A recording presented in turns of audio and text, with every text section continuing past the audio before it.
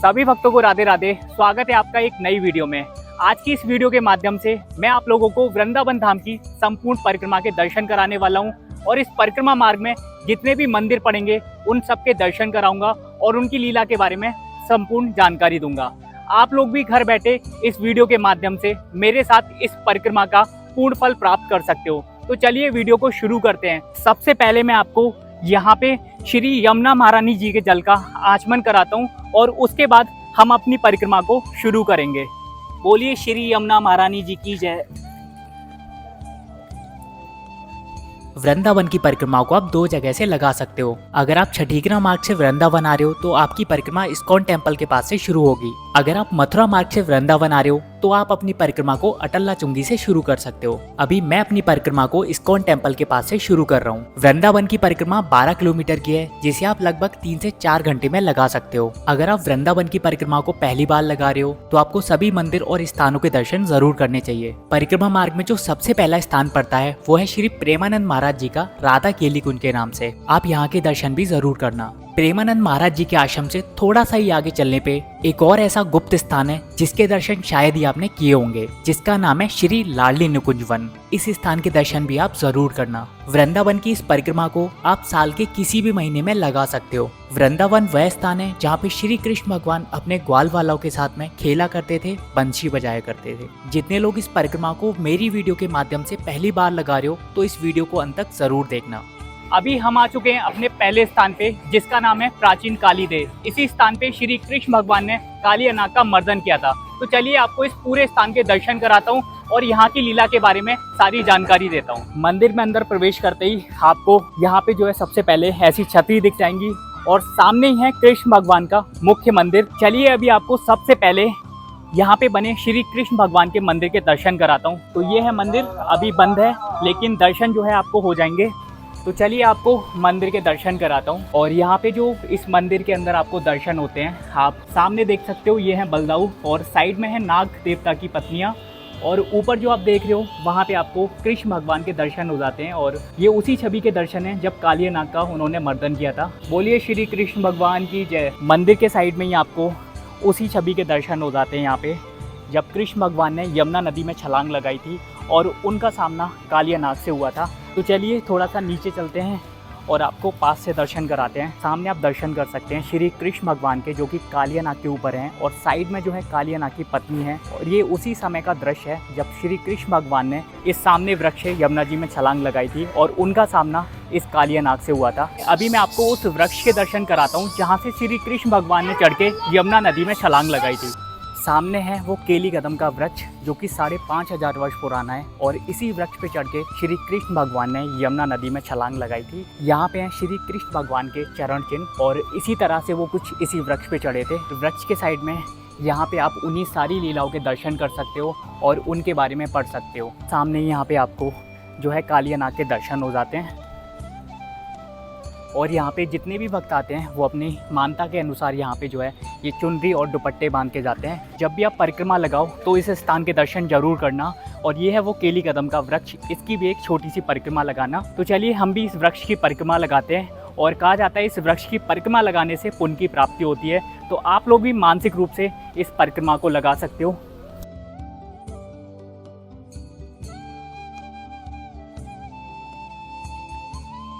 तो चलिए अभी आपको थोड़े नीचे से दर्शन कराता हूँ और यहाँ पे बारिश के समय काफ़ी ये पानी भर जाता है। सामने आप वृक्ष को देख सकते हो, ये पूरा खोखला है लेकिन उसके बाद भी ये वृक्ष काफ़ी हरा भरा है और ये वृक्ष टूट ना जाए उसके लिए सपोर्ट में यहाँ पे पिलर लगाए गए हैं। इस स्थान की लीला कुछ इस प्रकार से है, जब श्री कृष्ण भगवान अपने सखाओं के साथ में गेंद बल्ला खेल रहे थे तो श्री कृष्ण भगवान ने जानबूझ के अपनी गेंद को इसी यमुना नदी में फेंका था और उस दौरान कृष्ण भगवान का सामना जो है कालिया नाग से हुआ था। कृष्ण भगवान ने उसी समय कालिया नाग का मर्दन किया था। तो ये थे इस पूरे स्थान के दर्शन और लीला। तो चलिए आगे चलते हैं और आपको दर्शन कराते हैं अगले और स्थानों के।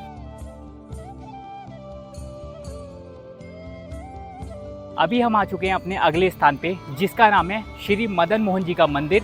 ये मंदिर वृंदावन का काफ़ी प्राचीन मंदिर है। तो चलिए आपको इस पूरे मंदिर के दर्शन कराता हूँ। सामने है परिक्रमा मार्ग और यहीं से आप मंदिर में अंदर प्रवेश कर सकते हो। और मदन मोहन मंदिर के बारे में आप यहाँ पे पढ़ सकते हो, हिंदी और इंग्लिश दोनों में लिखा गया है। ये मंदिर वृंदावन का सबसे प्राचीन मंदिर है और सबसे प्यारा मंदिर है। जब भी आप वृंदावन की परिक्रमा लगाओ तो इस स्थान के दर्शन आप ज़रूर करना। और बिल्कुल साइड में ही ये है सनातन गोस्वामी जी की समाधि स्थली। और इस मंदिर में ऊपर आने के लिए आपको काफ़ी सारी सीढ़ियाँ चढ़ के जानी पड़ेंगी। अभी हमने मंदिर में अंदर प्रवेश कर लिया है और बिल्कुल पीछे आप ये दर्शन कर सकते हो श्री मदन मोहन जी के मंदिर के। और यहाँ से मैं आपको दर्शन कराता हूँ परिक्रमा मार्ग के। सामने है परिक्रमा मार्ग और वहाँ से हमने अंदर प्रवेश करा था। और प्रवेश करने के बाद आप आ जाते हो मदन मोहन जी के मंदिर पे। ये मदन मोहन जी का मंदिर एक ऊंचे टीले पे स्थित है जिसको द्वादश टीला भी बोला जाता है। ये काफ़ी प्राचीन मंदिर है और इस मंदिर में एक भी ईंट का उपयोग नहीं करा गया। ये पूरा मंदिर पत्थरों के द्वारा बनाया गया है। तो आप यहाँ पे देख सकते हो पूरे मंदिर में पत्थर हैं। और यहाँ पे अगर आप संरचना देखोगे तो ये काफ़ी प्राचीन संरचनाएं हैं। चलिए आगे चलते हैं और आपको अभी मदन मोहन जी के दर्शन कराते हैं। यहाँ पे आप दर्शन कर सकते हैं श्री सनातन प्रभु जी की भजन कुटी के। बोलिए श्री मदन मोहन लाल जी की जय। जब मदन मोहन जी 5 वर्ष के हुआ करते थे तो सनातन गोस्वामी जी उनकी देखभाल किया करते थे। वृंदावन के सारे मंदिर लगभग 4 से 4:30 बजे के बीच खुल जाते हैं। सामने ही है श्री मदन मोहन जी का मंदिर। तो चलिए आपको दर्शन कराता हूँ। मंदिर के बिल्कुल सामने ही एक और रास्ता है जहाँ से आप परिक्रमा मार्ग से श्री मदन मोहन जी के मंदिर के लिए आ सकते हो और यहीं से श्री बांके बिहारी जी के लिए जा सकते हो।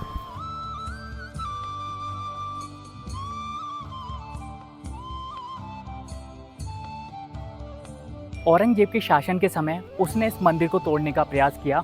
उस समय यहाँ पे मदन मोहन जी की मुख्य प्रतिमा हुआ करती थी, लेकिन आज के समय आप यहाँ पे मदन मोहन जी के प्रतिरूप की पूजा करते हैं क्योंकि मदन मोहन जी के मुख्य प्रतिमा को राजस्थान के करौली जिले में स्थानांतरित कर दिया गया था। औरंगजेब ने इस मंदिर पे आक्रमण करके इसको क्षतिग्रस्त करा था। वृंदावन के काफ़ी सारे ऐसे मंदिर हैं जहां पर औरंगजेब ने आक्रमण करा और उनको तोड़ा था। ये थे इस पूरे मदन मोहन जी के मंदिर के दर्शन। तो चलिए अभी परिक्रमा में आगे चलते हैं। इसी तरह से वीडियो में अंत तक बने रहिए जिससे आपको परिक्रमा मार्ग में पड़ने वाले हर एक मंदिर के दर्शन होते रहें। परिक्रमा मार्ग में अगला स्थान पड़ता है महाप्रभु जी की बैठक। चलिए अंदर चलते हैं और आपको दर्शन कराते हैं महाप्रभु जी की बैठक के। मंदिर में प्रवेश करते ही आपको महाप्रभु जी के विग्रह के दर्शन हो जाते हैं और बिल्कुल साइड में ही एक महाप्रभु जी की काफ़ी बड़े विग्रह के दर्शन भी होते हैं आपको। अभी आपको मुख्य मंदिर में अंदर लेके चलता हूँ। इस मंदिर में मुख्य जो प्रतिमा है श्री कृष्ण भगवान और राधा रानी जी की है, आप दर्शन कर सकते हैं। और यहीं पे आपको दर्शन होते हैं 5500 वर्ष पुराने इमली के इस वृक्ष के। जब श्री राधा रानी जी ने अपने पैरों में महावर लगाया था उस दौरान इसी इमली के वृक्ष से श्री राधा रानी जी के पैरों में धूल लग गई थी। जब से व्रत 84 कोस में कहीं भी पकी इमली नहीं लगती है। और इस वृक्ष की मान्यता है यहाँ की आपको 4 परिक्रमा लगाने से काफ़ी पुण्य की प्राप्ति होती है। तो चलिए आप लोग भी मेरे साथ मानसिक रूप से इस इमली के वृक्ष की परिक्रमा लगा सकते हो। ये थे महाप्रभु जी की बैठक के दर्शन। तो चलिए अभी परिक्रमा में आगे चलते हैं।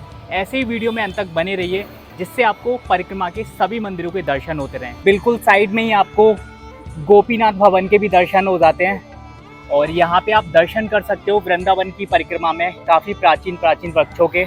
अभी हम आ चुके हैं अपने अगले स्थान पे जिसका नाम है सिंगार घाट। तो चलिए आपको इस पूरे स्थान के दर्शन कराता हूँ और यहाँ की लीला के बारे में जानकारी देता हूँ। तो ये है परिक्रमा मार्ग और यहाँ पे लगा है सिंगार घाट का बोर्ड और इस बोर्ड के बिल्कुल सामने ही है सिंगार घाट का रास्ता।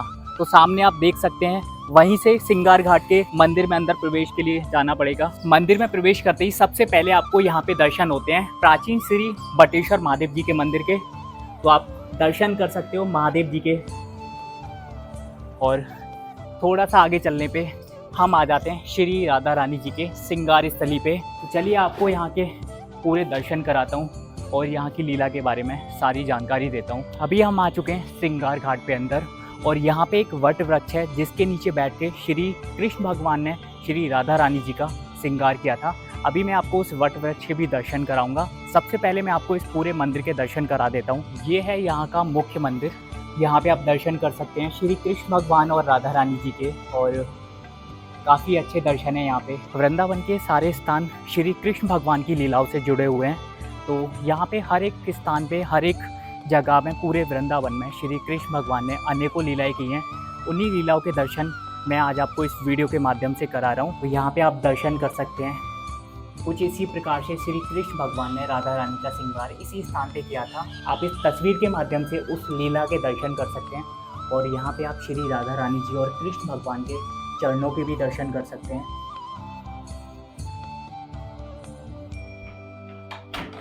और इस मंदिर के सामने आप उस वट वृक्ष के दर्शन कर सकते हो जहाँ पे श्री कृष्ण भगवान ने राधा रानी जी का श्रृंगार किया था।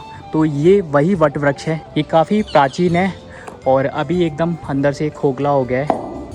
श्रृंगार घाट की लीला कुछ इस प्रकार से है। जब श्री कृष्ण भगवान गोपियों के साथ में महारास लीला कर रहे थे, उस समय उन गोपियों के मन में ऐसा भाव आया कि वे श्री कृष्ण भगवान के लिए सबसे ज़्यादा प्रिय हैं। ये भाव उन्होंने श्री राधा रानी जी को बताया, तो राधा रानी जी रूठ के इसी स्थान पे आ गई। तो कृष्ण भगवान भी अंतर ध्यान होके इसी स्थान पे आ गए।